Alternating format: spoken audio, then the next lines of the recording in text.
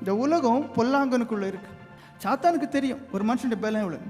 அவன் புத்திமா நினைச்சுவான், ஓடுவான், விலகுவான், பார்க்க போயிடுவான்.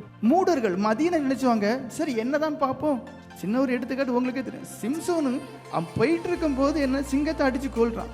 மறுபடி அவன் வர்றது வழி வேற வழி. அப்போ அந்த சிங்கம் கிடக்கிறது அவன் பார்க்க வேண்டிய தேவையே கிடையாது. ஏன்னா அவன் நசரைய விரதம் உள்ளவன், இறந்தவங்க பக்கத்துல போகவே கூடாது. ஆனா தூரமா வேற இடத்துல போயிட்டு இருக்கக்கூடியவன் வழி விலகி அங்க வந்தானே வேதத்தை சொல்லுது. அதை பார்த்ததுனால வழக்கமா சிங்கத்துக்குள்ள என்ன இருக்கும், புழு இருக்கும் செத்த சிங்கத்துக்குள்ள. ஆனா அவனுக்கு சோதனை காலம் உள்ள என்ன இருந்துச்சு, தேன் கூடு இருந்துச்சு. அவன் அதை எடுத்தான். ஏன்னா பார்வைக்கு இன்பமா இருக்கு. எப்படி வீழ்த்துவான், உங்களை பார்க்க கூடாதுன்னு சொல்லக்கூடிய காரியத்துல கொஞ்சம் பார்த்தா என்னன்னு தோணும், கொஞ்சம் பார்ப்பீங்க, அவன் பார்க்க வைப்பான். வச்ச பிறகு உங்க ஐம்புலன்களை அடக்கி உங்களால ஆள முடியாது. அந்த சிந்தனை அடுத்து என்ன செய்யணும் தெரியுமா, செயல்படு. கையை நீட்டுனா தேன் கூட்டுல இருந்து தேன் எடுத்தான், சாப்பிட்டான், அவனுக்கு காரியங்கள் முடிஞ்சு போச்சு.